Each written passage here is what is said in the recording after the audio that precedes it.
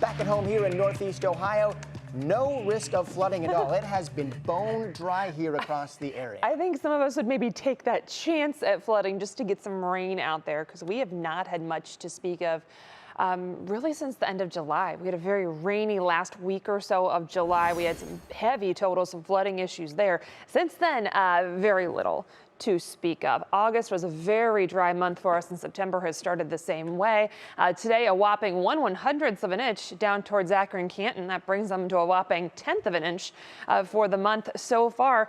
We are still running dry, especially between August and September. Akron, Canton, kind of the driest of them all as of now. And when we factor in the year as a whole so far, they're running over 4.5 inches below average. So we do have some moderate drought concerns for some of our southern counties in particular. And it'd be nice to say we're going to get some rain.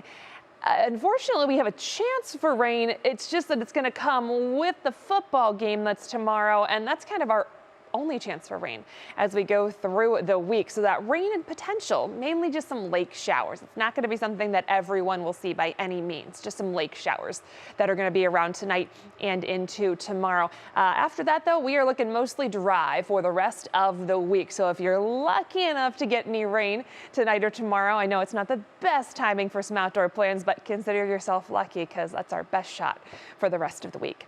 We mentioned some of those storms that were out across the East Coast. A lot of that rain, severe storms at least, have tapered off. We still have a good deal of rain lingering along the eastern seaboard. And this is all kind of part of this larger system that's been impacting areas of Canada and the U.S. and kind of changing our weather up over the last couple of days.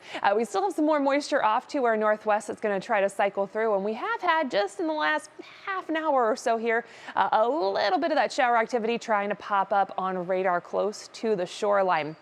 So the lake is going to be our main concern for tonight and tomorrow morning. Especially our winds are shifting around, and that's going to mean that we get the lake into the picture tonight and tomorrow. We had more of a westerly wind through much of the day. We're starting to pick up more of that northwesterly wind, so we're getting that interaction with Lake Erie.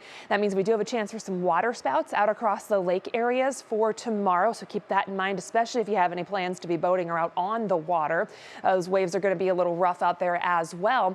Winds are still a little breezy at times, especially closer to the lake shore, but that northwesterly wind is going to help us potentially get a few of those lake showers into the picture tonight and into tomorrow. It is keeping temperatures a little bit milder right along the lake shore, low 60s for downtown Cleveland, Mentor. We're already down into the 40s out towards Youngstown and Worcester. So as we go through tonight, some lake showers will be possible along with some cloud cover. Temperatures fall to about 50 degrees, some 40s for those areas further inland. We'll pick up that National Design Mart hour-by-hour forecast tomorrow morning.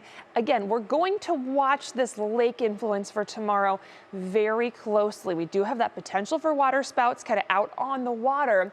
And then we're going to watch any lake effect rain that sets up, especially for any tailgating and for the Browns, especially through the first part of Sunday. That's the time frame we're really going to see the best potential for some of that rain to be just a little bit more organized, and then it gets less intense as we go through the rest of the day. Still a chance for a stray shower or two, but I think that morning is what we're really going to watch. So hopefully dry for the game itself. Temperatures are still going to struggle through the afternoon. Even if we get any kind of clearing later in the day, we're still likely only going to be hovering in the 60s. Even as we get into those afternoon hours. So that is below average for this time of year. We do change things up from there. Rest of that Union Home Mortgage forecast, we've got sunshine returning in abundance on Monday.